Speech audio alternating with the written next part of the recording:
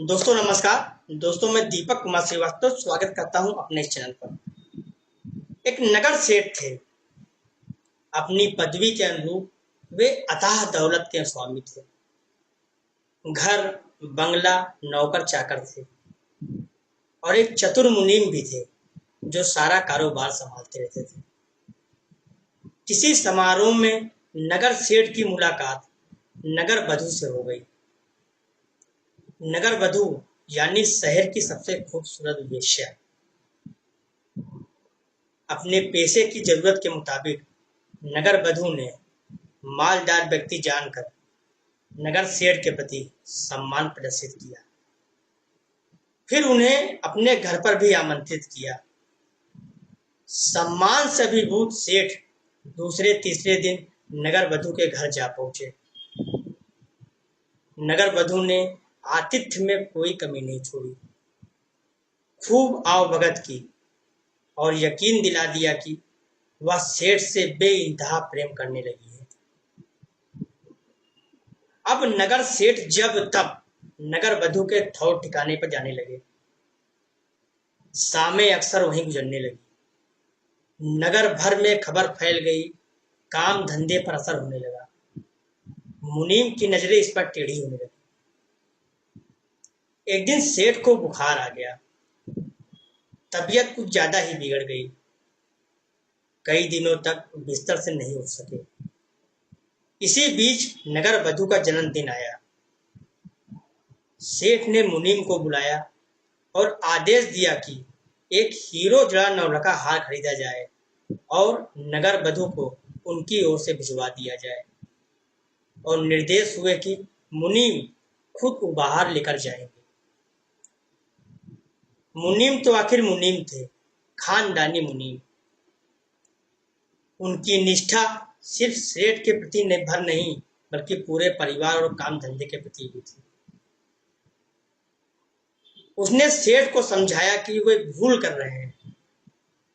मुनीम ने बताने की कोशिश की कि वैश्या किसी व्यक्ति से प्रेम नहीं करती है, खाली वो पैसों से करती है। मुनीम ने उदाहरण देकर समझाया कि नगर सेठ जैसे कई लोग प्रेम के भ्रम में वहां मरते रहते हैं। लेकिन सेठ को ना समझ में आना था ना आया।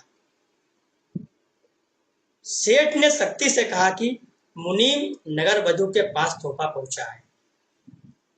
मुनीम क्या करते हैं, एक हीरो जड़ा नौलखा हार खरीदा और नगर वधू के घर की ओर चल पड़े। लेकिन रास्ते भर वे इस समस्या को निपटाने का उपाय भी सोचते रहे। नगर वधू के घर पहुंचे तो नौलखा हार का डब्बा खोलते हुए कहा, यह तोहफा उसकी ओर से जिससे तुम सबसे अधिक प्रेम करती हो। नगर वधू ने फटाफट 3 नाम गिना दिए। मुनीम को आश्चर्य नहीं हुआ कि उन 3 नामों में सेठ का नाम नहीं था। निर्विकार भाव से उन्होंने कहा, देवी इन 3 नामों में तो उन महानुभाव का नाम ही नहीं है जिन्होंने ये उपहार भिजवाया है। नगर वधू की मुस्कान गायब हो गई। सामने चमचमाता नौलखा हार था और उससे भारी भूल हो गई थी।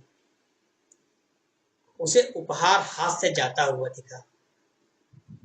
उसने फौरन 13 नाम गिनवा दिए। 13 नाम में भी सेठ का नाम नहीं था। लेकिन इस बार मुनीम का चेहरा तमतमा गया। गुस्से से उन्होंने नौलखा हार का डब्बा उठाया और खट से उसे बंद करके उड़ गए। नगर वधू गिड़गिड़ाने लगी।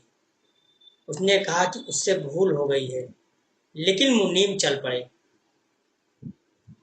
बीमार सेठ सिरहाने से टिके मुनीम के आने की प्रतीक्षा कर रहे थे। नगर वधू के उत्तर की प्रतीक्षा थी उनको। मुनीम पहुंचे और हार का डब्बा सेठ के सामने पटकते हुए कहा, लो अपना नौलखा हार, ना तुम 3 में ना 13 में, यूं ही प्रेम का भ्रम पाले बैठे हो। सेठ की आंखें खुल गई थी। इसके बाद वे कभी नगर वधू के दर पर नहीं दिखाई पड़े।